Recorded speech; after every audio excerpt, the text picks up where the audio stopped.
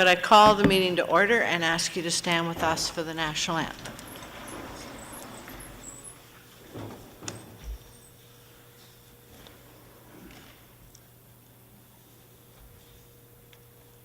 We would like to acknowledge that we are here today on the traditional territory of the Mississaugas of the New Credit First Nation. O Canada, our home and native land, true patriot love in all of us command. With glowing hearts we see thee rise, a true north, strong and free.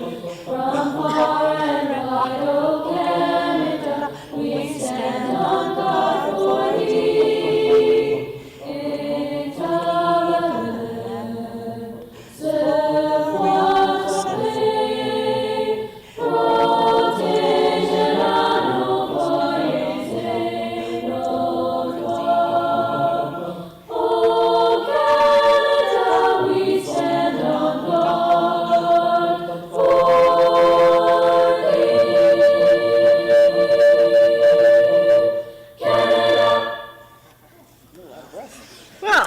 There you are. We would like to acknowledge. We're going to do that again. So that's a little faster. It'll wake us up, keep us going. I don't know. I like the quickness. I'm not sure about the harmony part. I didn't hear much harmony around this board. We'll keep looking. Don't worry. We'll keep looking for the perfect anthem. The one on Saturday? All right. I'll find out where that one came from. It was the same one? Oh, the director thinks it was the same one, but we'll see. Anyway, if we don't get started, we won't finish. So let's carry on. First of all, the agenda is before you. We do have regrets from student trustee Pawar this evening. We also have additions of late delegations. 7.1 is from Danielle Dowding regarding Counting on You, and 7.2 is from Kashif Ahmad Panu regarding JKSK students with outdoor play. You also have some information at your desks regarding that. And not quite where I should be here. Trustee DeCrube. Thank you, Madam Chair. I have a motion that I would like the board to consider this evening, if possible. I'd like to add that to the agenda. Okay, can you tell us what the motion's about, please? Sure. So the motion reads, I move that the Peel District School Board renew our commitment to the Children's Charter of Rights, which was first endorsed by the board in 2007. Okay, if trustees do not have any objections, we'd like to deal with that this evening. And I see none, so I'll add it to the agenda under motions. I don't have any other changes to the agenda. Unless trustees do, then can I ask Trustee Green to move it, seconded by Trustee DeCrube. All those in favor? Carried. All right, we're going to slip down to declarations of conflict of interest. Are there any? Seeing none, then we'll go to the minutes. 3.1 is the Special Education Advisory Committee of February 20th. 3.2 is the Instructional Program Curriculum Committee of February 21st. 3.3, is the regular meeting of the board, February 27th. And 3.4 is the Physical Planning and Building Committee, March 6th. They are all here for approval and receipt. Trustee Cameron, you put those on the floor, seconded by Trustee B. McDonald. Are there any comments or questions regarding any of that package of minutes? Seeing none, all those in favor? Carried. Let's move then to, are there any written questions or notices of motion or petitions from trustees? Trustee Singh. Thank you, Chair. So I have 3 questions. They're all related, though, and I'll read them. Are parents paying for vision screening in schools when every child is covered OHIP once a year from an optometrist? Second question, how does this model work for optometrists and dentists? And are any other health teams asking parents for paid services? Okay, thank Thank you. you. If you hand that in, we'll answer that next board meeting. Trustee Crocker. Oh, sorry. Thank you, Chair. I have a notice of motion. Be it resolved that the Peel District School Board, in conjunction with Stopper, enforce a policy requiring all buses transporting vocational and special education students to have dedicated drivers and backup drivers. That would be moved by myself and seconded by Trustee Lawton. Okay. I mean, I don't need a seconder yet. It's a notice of motion, correct? Correct, yep. Correct. Okay, thank you. And if you'll hand that in, we'll deal with that at the next board meeting as well, which is April. Thank you, Chair. Something. Okay. Seeing no others, then can we go to section 6, please? 6.1 and 6.2. 6.1 are our retirements, and 6.2 is our good news. Trustee Lawton, can you put those on the floor, please? Trustee Andrews seconding. Is there any comment around anything in those two reports? Seeing none? Everything okay down here and down there? All those in favor? Carried. Okay, then can we move to our delegations? 7.1 is Danielle Dowdy. Ms. Dowdy, are you here? I don't see her. I'll move on, and then I'll call later in the agenda. 7.2 is Kashif Ahmad Panu. You are here, sir. If you come down to the podium, please.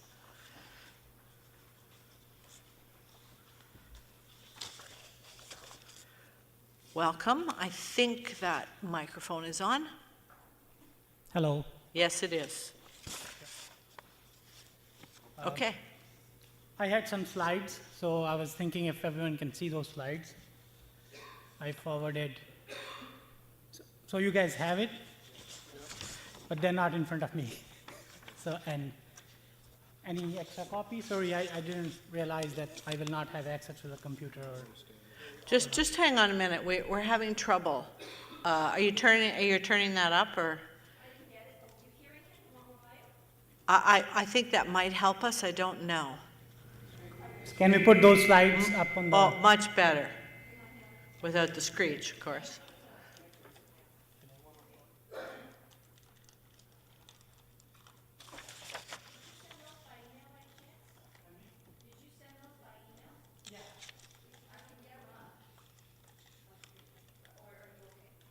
Would you like them on the screen? I will prefer if it does not cause any extra delay or He would like if we could put them on the screen.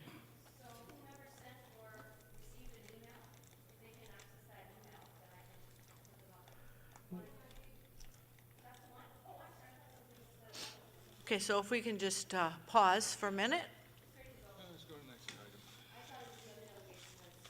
That's okay.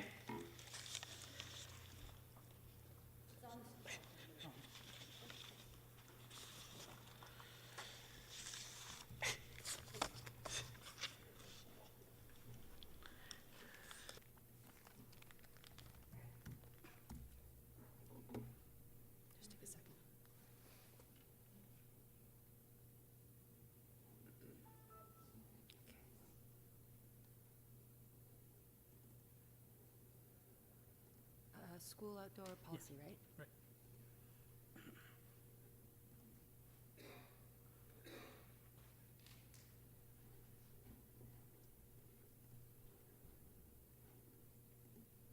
So this is the clicker. If you need to go forward and back, I'll just switch it up there. Give me a second. Yeah.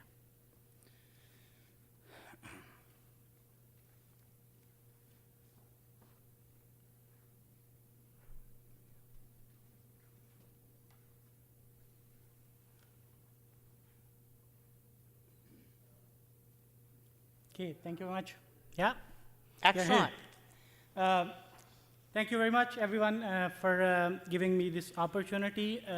Before, my desire to kind of really take it up was kind of melting down with the snow melt, because this issue really only affects for a little bit of time frame, especially when kids start the school and it's their first or second winter outdoors, really. So that's when this issue affects them, and then they gradually become used to it, and then parents also forget. So every time we have new kids to the junior kindergarten, we see the parents coming and asking us, because I serve as a school council member as well, so they ask multiple questions that how their kids gets treated during the cold, extreme cold weathers and stuff like that.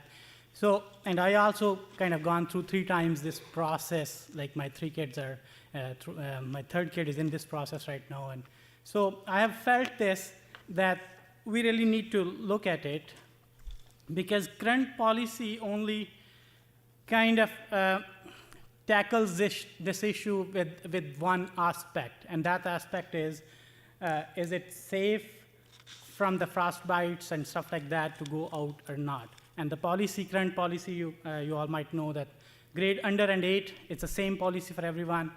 Minus 20 degree or lower, it's restricted outdoor. If it's minus 25 or lower, then it's, they can, they stay inside. That's kind of red light for them. This policy only, so in my view, the limitation in this policy is it only takes care of one guideline from Health Canada, that, okay, at what temperature anyone can get frostbite or can get affected. It does not take care that little kids, and I'm specifically now talking about junior kindergarten and senior kindergarten students because they are affected by this. They have weaker immune systems, they have less tolerance to extreme weather, they were not used to go outside, outdoors before this, have less understanding of cleanliness and personal hygiene. I've seen that. So have less energy to do intense physical activities to keep body warm, so that directly affects that.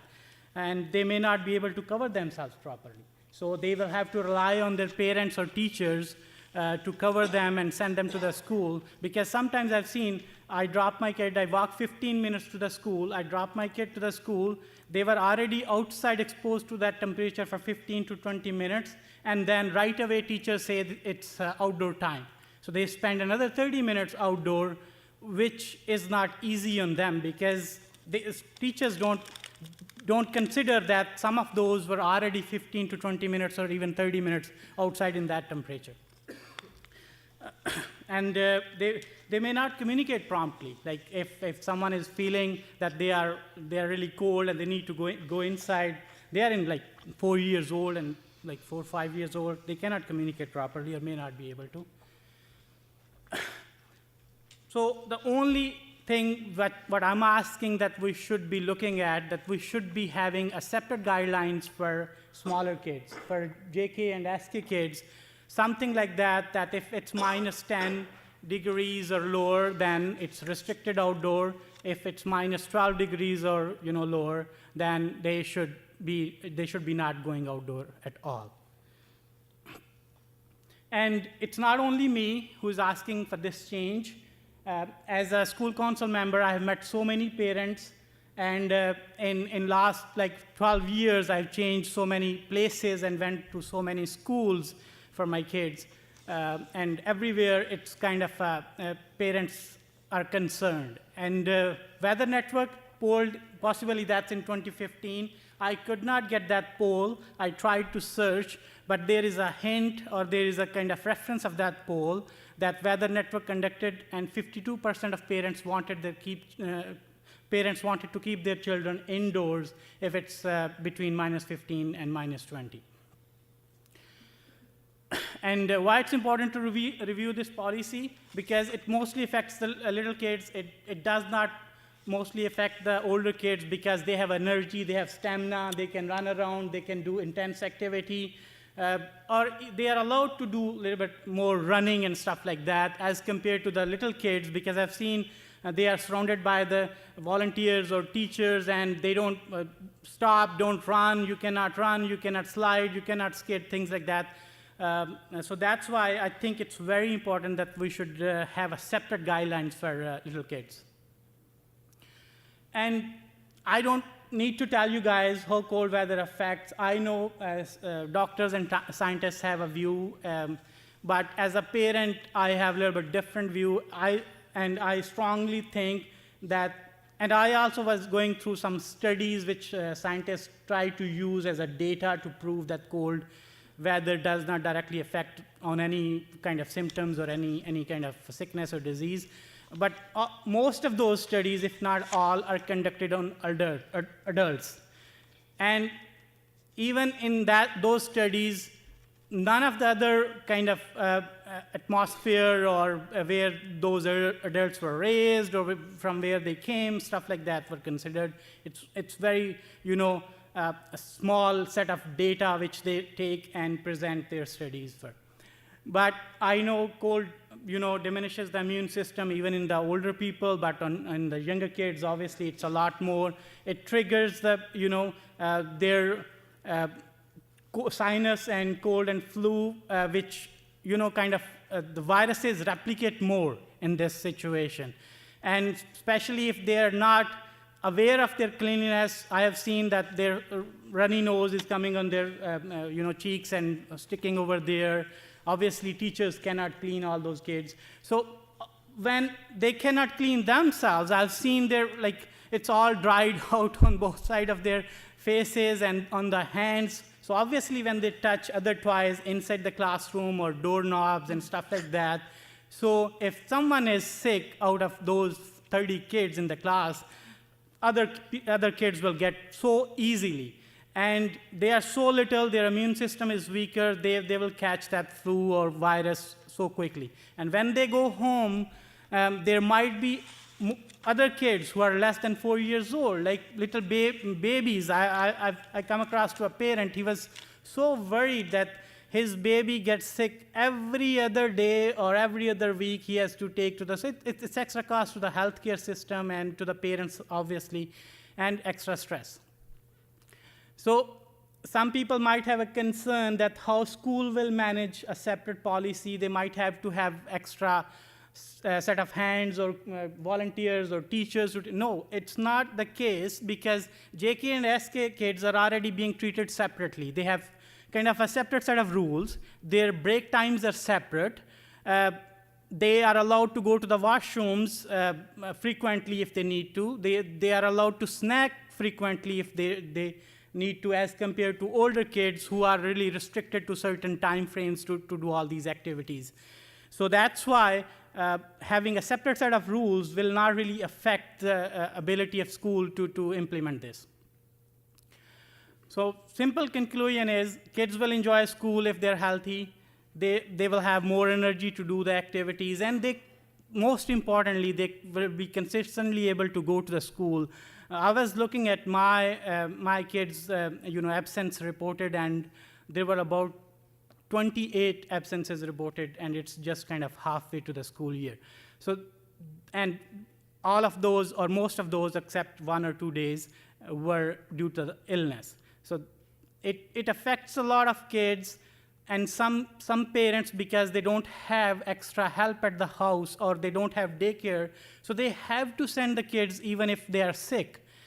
And when sick kids go outside in the cold temperature, their sinus will, that system will flare up, and they will have more viruses. They will produce, a lot more mucus, and it will spread quite easily. So that's why I'm simply saying that we should have this looked at so that it will have less stress on the parents, reduced medical bills, reduced daycare cost, and healthy kids, healthy parents.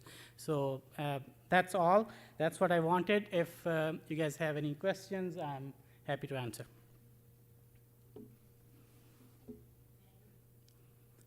Questions of clarification? Vice Chair Nurse? Thank you, through you, Madam Chair, and thank you, sir, for coming this evening. I do have a question about the slide that you have that says what should change. And you mentioned that like a minus 10 degrees Celsius or colder, and then minus 12. Was there a source that you got those temperatures from, or what's that these based are on? just numbers. We can review, or experts can review and can have any number which affects them, which affects the kids less. These are numbers which I came up, these are just random numbers. Okay, so random, so it's not based on any research, any current studies, or Peel Health, or anything like that? No. Okay, great, thank you. Any other questions of clarification? Trustee Crocker. Yes, thank you, Chair. My question is one of clarification. I wondered when I heard that we were going to have a delegation on this topic if it was a parent who I was talking to who in fact wanted the reverse, who wanted the children to be out longer. She wasn't concerned about the cold weather. She thought it was more important that they be outside, and she thought that they were inside too much. So my question for clarification is, do you want this for some children at the discretion of their parents and to be supervised some indoors and some outdoors, or do you want the school to decide it's too cold, they're all in or they're all out? I think if it suits most parents that it becomes their discretion, then that's good idea, because that way we will not, or some parents will not affect some other parents, and they will not be kind of, we will not be kind of, tag race or something kind of where one party or one set of parents says that they want their fully, all the classes outdoor, and other parents say they want to keep indoors. So it's okay if a class can be divided into two set of groups, and one group if parents desire. But then again, it will become difficult on the school to collect that information, that who wants at what temperature. But that can be done, that there can be two guidelines, there can be two guidelines. Okay, so at the beginning of school year, parents can select if they want to keep their kids, let's say again that random number, that at -10 they want to keep inside, or at -20 they want to keep inside. So they select at the beginning of the school year, that becomes easier for the school maybe. Yeah, just to be clear, sir, that's not what I was suggesting. I just wanted to know, for the sake of my own understanding, what you wanted, because I think you're quite right. It would be difficult to yeah, to again, do that. But anyway, that's a question for another time. Even the Weather Network poll does not have 100% recorded data that 100% parents want inside. Obviously, there are two school of thoughts. Some people think they are better outside. Some other thinks they are better inside. Thank you. Trustee Singh. Yeah, thank you. So just for clarification, this is just a suggestion, but you just want us really to look into it. Right. Right, okay. That's what I want to get at. Okay, thank you. Any other questions? I have one question of clarification. So did you seek any medical advice with regard to how the cold weather affects children or anything? Like, did you talk to our medical officer of health or? Okay, I spoke to the nurse in the school. Actually, principal spoke to the nurse, I spoke to the principal, and her response was, it's the guideline which comes from somewhere, and they follow that guidelines. Yeah, so that would be the medical, I have Peel searched Health. that. Yeah, Peel I have Health. searched on the Peel Health's website. There is no specific information regards to what data they have on the basis, or what's their policy base. It's only that the one I copied here, that's the only information on their website. That's the only information, and that's directly from Environment Canada or Health Canada, where Right. they say that -20 degrees, it's, Right. keep children indoor with and -25 fully indoor. So It was more the slide around how cold weather affects little kids. And I just wondered if that was a medical opinion about the immune system, about asthma, about all of that. I don't have that direct medical opinion from any person directly I spoke to, but these are the things which come up if we Google, or if we, Okay. search some previous researches and stuff like that. Some other researches totally deny effect of cold weather, as I mentioned. Right. But those researches, as I have seen, they are done on adults, not on kids. Okay, all right, okay. I'll ask administration to respond at our next board meeting. Certainly, you can attend that if you have the time, and if not, we'll be sure to send you the information regarding the response. But we will be referencing our Peel Health Department. That's the agency that, or Canada Health, that's the agency that we follow with regard to many of our health and safety concerns. But if Peel Health says that that's their current policy and they don't have any intention to change, how we can go and ask them to revisit it? I'm not asking it change right now, right?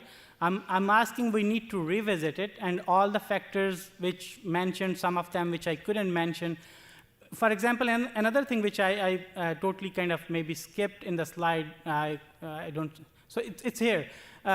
Like on this slide, sorry, I forgot to add the numbers. But a few years ago, I remember when my daughter was in kindergarten, they were allowed to run more. They were allowed to kind of play in the snow. They were allowed to do a lot of more activities in the snow, as compared to now, when I see teachers are more concerned about safety, and that's a good thing, but they want to bring them outside. They say, hey, okay, let's go outside, but you cannot run. You have to stop here. You have to just walk slowly. Maybe you can make snow angels, but you cannot run. So all that reduced activity from last 6, 7, 8 years has also impacted their ability to keep their bodies warm. So that's why I think, because I remember my daughter was not used to get sick that often. One reason was she was, in first year, she was only going half-day kindergarten. But now we have introduced full-day kindergarten, even junior kindergarten is full-day. So kids, from the laps of their mothers, they just go out in the school, and they explore that, oh, they have to stay 30 minutes outside in the temperature, as compared to when they were at home. It was not kind of a requirement. Okay, so we will respond to your concerns. I think we understand them. And as I said, they will come back to this board. April 10th is our next board meeting. All right. And so you'll see them on our agenda, and we'll discuss it then. Thank you very much for listening, and I hope Thank this you. will not stop here. We should continue debating about it. Thank you. Thank you for coming. Danielle Dowdy, yes. If you'd come forward, please.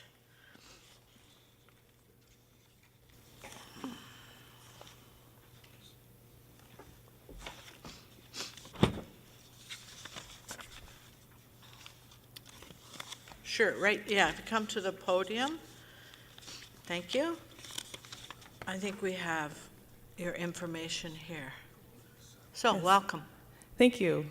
Thank you. Good evening, everyone. Sorry I was late earlier. I've got little ones and dinner and everything, trying to get here on time. So I did provide my notes, but I won't read them verbatim because that's boring for everybody. So just kind of to go over my issue and why I'm here this evening. I really wanted to talk about the Counting on You program and a concern that I've identified with the funding of that program and how it's implemented. So by way of background, I have a nephew who's in grade 9. My husband and I are his his educational guardians. And so we're very involved in his schoolwork and supporting him at his school. And so last semester, he's in grade 9, he signed up for the Counting on You program because he needed some extra support in math. And unfortunately, the program didn't run. So we were told that there weren't enough students that had signed up.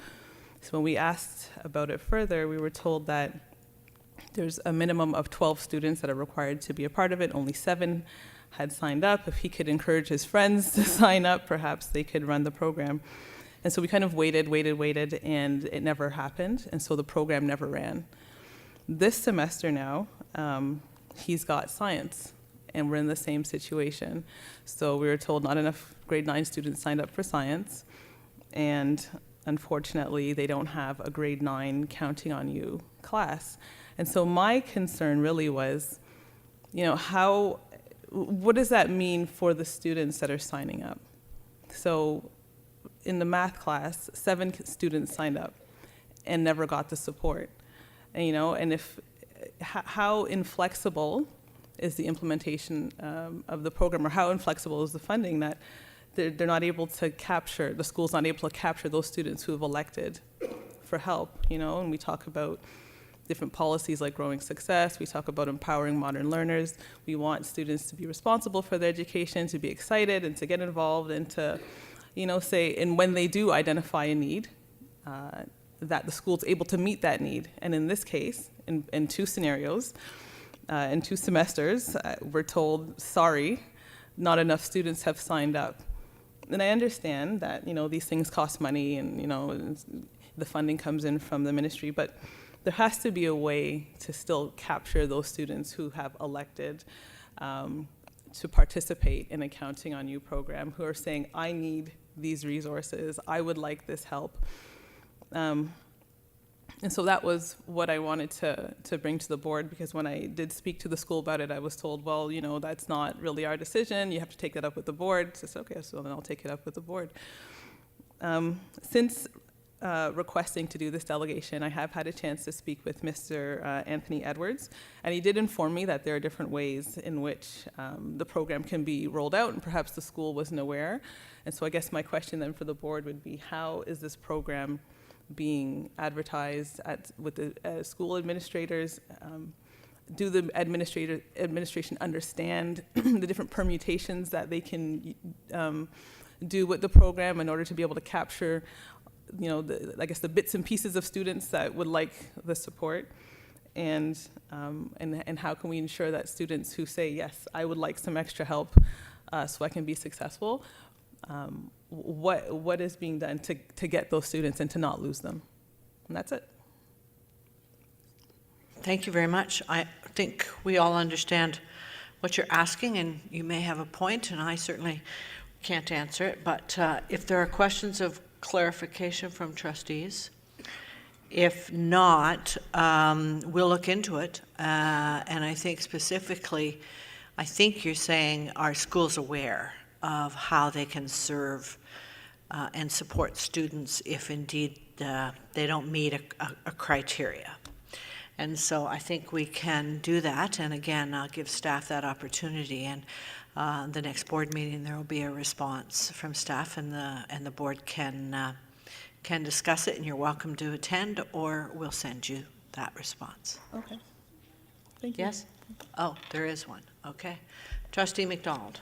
Thank you. Through your chair, you mentioned that you were told that the schools, there's a way that the schools can provide support for those 7 kids?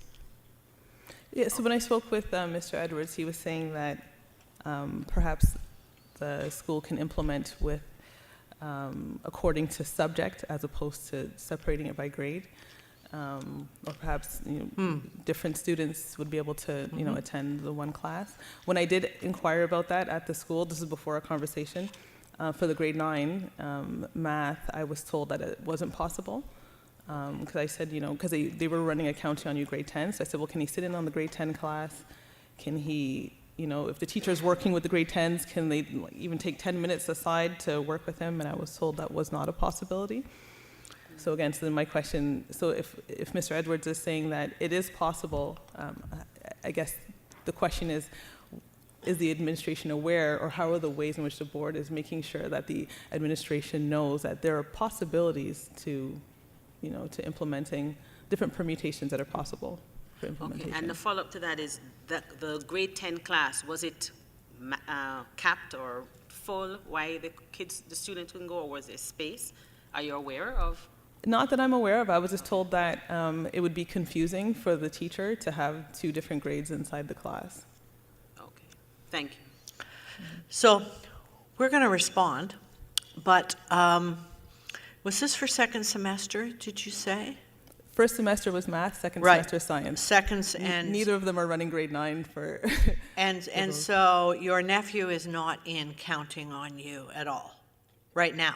So right now, we had a parent-teacher interview, and I kind of pushed the issue with the Counting on You coordinator. Mm-hmm. And so she did say that for science, she would figure out a way for him to be able to sit in on the grade 10 science. Mm-hmm. There's going to be I think there's a volunteer there's an extra volunteer in that class, and they'll make sure that that volunteer is able to work with him. So they're able to do it for this semester, but unfortunately for math, it never happened. Right. Okay. So, well, that's good. That I wanted to know that your nephew was getting support, and so he is. While we're going to craft the response and take a look at it, and Superintendent Edwards can put those thoughts down on paper and ensure that our schools are aware of these kinds of options. Thank you. Okay. Thank you. All right, so let's go to, Section 9.1 of the recommendations of the Special Education Advisory Committee, and there's information, am I right? Yeah, okay, let me go back, because we haven't dealt with the motion that we agreed to deal with. And so we should have probably dealt with that at at number 5. So let's deal with the motion. Or I guess I could have put it under new business, couldn't I? All right, okay, new business. Let me work through this and it'll be at the end. 9.1 is the SEAC, February 20th, information for receipt. Trustee Lawton, you wish to put that on the floor? Thank you. Seconded by, who was there? Trustee Green, were you there? No. Okay, but you're going to second it for me, aren't you? Oh, okay. No response. Anyway, all those in favor? Carried.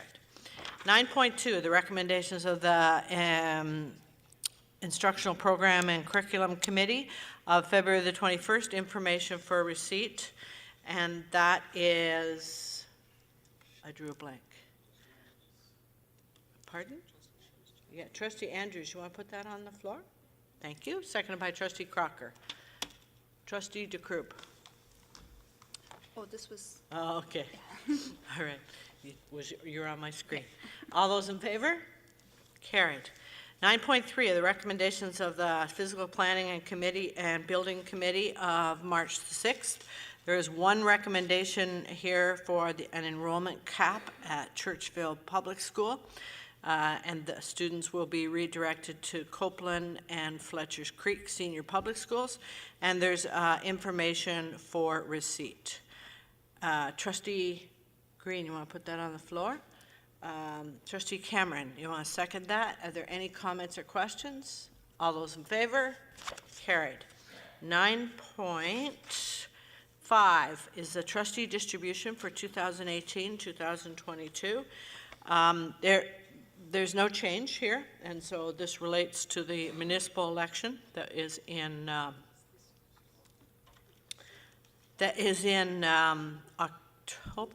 October. And so, Trustee Nurse, you put this on the floor. Thank you. Trustee Williams, you second that. Any questions or comments regarding this? All those in favor? Carried. 9.6 is the second quarterly financial reports as of February the 28th. Trustee Singh, would you put them on the floor? Thank you. Seconded by Trustee Andrews. Are there any questions or comments?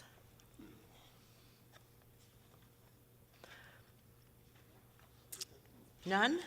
Seeing, I had a couple things here. Let me just see. Page 81, for one, is the, what do we call that? The in-school funding that we get. We used to call it money bombs, but it's all of the funding. Is that correct? All of the funding that the board has received outside of the GSNs as the year unfolded, and I appreciate the fact that that we're keeping track of that. And it also shows us what funds are still available. Is that correct, Controller Alatache? Through you, Chair, yes. These are called EPOs, which is, Yeah. yes. Yeah. And these are outside of the GSN, which is the Grants for Student Needs. And the first column talks about the funds that are the grant Then there's the expenses, and the net funds available are what's still available to be spent.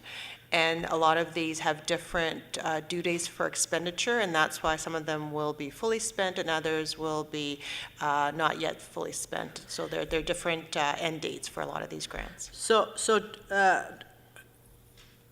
they're different in that they don't roll over. Like can we keep them till we spend them, or can we roll them into the general revenues, or how does that work at the end of the year? Yeah, through you, Chair. Generally, they can't be rolled into our normal spending. There's certain grants that we can apply to roll over, but the majority would be based on the endpoint. We have to submit reports, and if we don't use them, then we have to return the funds. But we generally, if we are not using them, we'll actually reach out and ask for an opportunity to roll over. But if they were to roll over, it'd be for that specific purpose. It wouldn't go into our general reserves. Right, and so obviously we keep track of those that we need to spend, and all of those administration that are in charge of those departments and those monies are very aware that they'll lose it if they don't use it, correct? Yes. So we make sure that we maximize all our money. Absolutely. That's great, thank you. I remember when we started that. And is this a new format? Through you, Chair. I don't believe it's a new format, but I can check. No, it's okay. I mean, it just didn't look as familiar to me as it should, but no criticism of it, just wondering. Okay, it's been moved and seconded. All those in favor? Carried. So we are down to 12.1. Oh, that's right. 9.7. 9.7, you see, I'm sorry. 9.7, Trustee DeKroob has a motion that she wants to introduce. Thank you. So I'm going to read the motion again. I move that the Peel District School Board renew our commitment to the Children's Charter of Rights, which was first endorsed by the board in 2007. We've been committed to this charter since then, and it's important that we continue to do the important work that we're doing in Peel to support all of our children and to show our support in that manner. And I'd like to thank Mrs. Soplet, who I believe is in the audience, for all the work that she does to advocate for the kids in Peel region. Thank you. Thank you. And Trustee McDonald, Kay McDonald, you wanted to second this motion, correct? Yes, you did. Are there any comments or questions? There's a number of agencies and levels of government in the Peel region that support this, and so it just makes good sense. Trustee Kay McDonald. I too, this is more a comment than a question, because I too would like to thank Mrs. Soplet for her yeoman's work that you do for our kids in need and our marginalized kids and our kids living in poverty. So thank you for being a champion. Thank you. Any other comments? All those in favor of the motion? Opposed? Carried. Okay, and so we'll be in touch as to the date when we're doing the official signing. I remember when we did it the first time or whatever, so I'm sure that'll all get done, but we're pleased to support the Charter of Children's the Children's Charter of Rights. Okay, good. I didn't miss that one. No, we didn't do 12.1 and 12.2 are OPSBA Connects. That's February 27th and March 19th. They're here for receipt. Trustee Crocker moved them, seconded by Trustee Green. Are there any questions or comments? All those in favor? Carried. Are there any reports from trustee representatives on councils or associations? Trustee Green.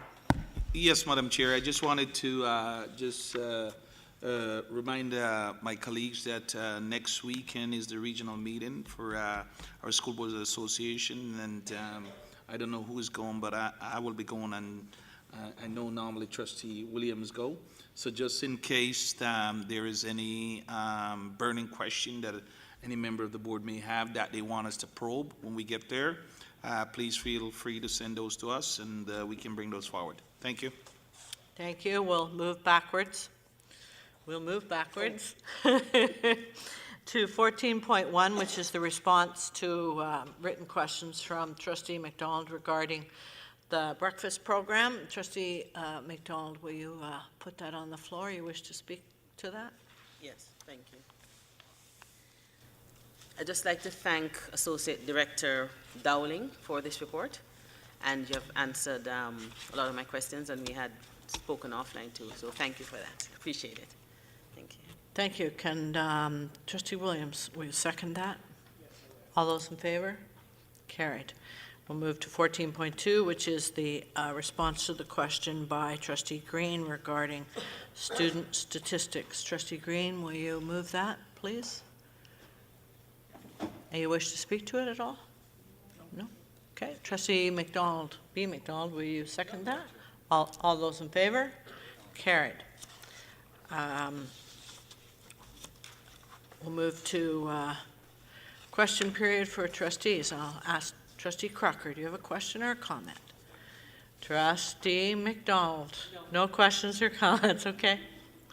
Trustee Williams, Trustee Singh. Oh, wait a minute, I don't know why, but I turned on Trustee Cameron's. Go ahead. So I'm sure we're going to do this, but just for the record, I guess, the delegation on the weather, if we could make sure we go to Peel Health to get there. Yeah, just stating it for the record, okay? We All will. right, thank you. That's our agency that we abide by. Okay, Trustee Green, you have a question or comment?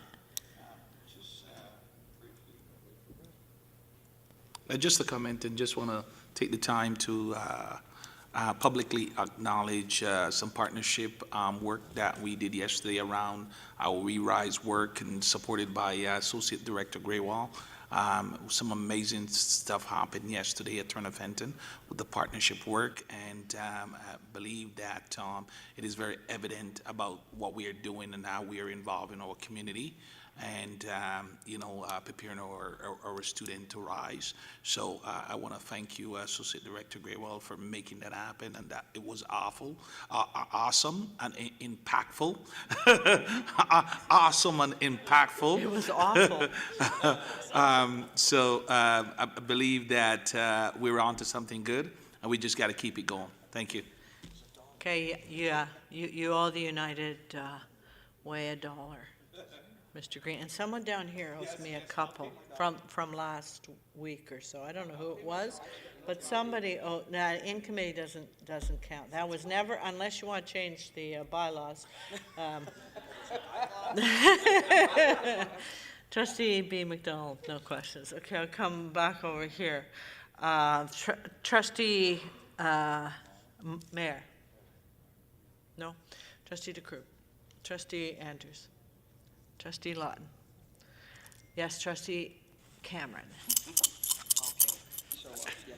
So I have my money ready? Yep. Received this message from Principal Lynn Bristol from Bell Fountain Public School, where the board will recall we have moved the Credit View Public School kindergarten to grade 6 children, and it is a vibrant Bell Fountain Public School right now. It is high energy, it's really moving forward and working well together with 2 different communities. But I would say, just as an interesting side note, the motto of Bell Fountain Public School is get outside. It is truthfully, that is their motto. Just to share with the board, Bell Fountain Public School applied for and received a $2,000 eco grant from the town of Caledon. They will be purchasing 2 beehives for the 2018 season to be located on a local bee company site. Students will help make bee baths. Who knew? Maintain pollinator gardens to host a bee and host a bee observation night for their families. A beehive will be brought onto it's a protected beehive, will be brought onto the school grounds for students and their families to view. Classroom visits and report cards about the health of the hives will be provided by the bee company. At the end of the season, each student will receive a sample of 100% raw local honey directly from the school's own hives to take home. And a parent has been recognized for this wonderful eco initiative. Thank you, Madam Chair. Excellent. I did too. Trustee Nurse. Thank you, through you, Madam Chair. While I wasn't able to be there on Saturday, I understand the Parent Literacy Conference was a roaring success. From all the activity I saw on Twitter and just the general buzz from people I met in the community on the Sunday. So kudos to those who put that together. I know it's a major undertaking, but our parents so appreciate it to the point that I think we always overbook each and every year. So well done to everyone. What school was it at? I'm not telling you. All right. Are there any questions from the public? Oh, seeing none then, could someone move adoption of the in-committee report? Trustee Andrews, seconded by Trustee Lawton. All those in favor? Carried. And adjournment. Trustee McDonald, seconded by Trustee Green. All those in favor? Carried. I got to spread the wealth. Thank you.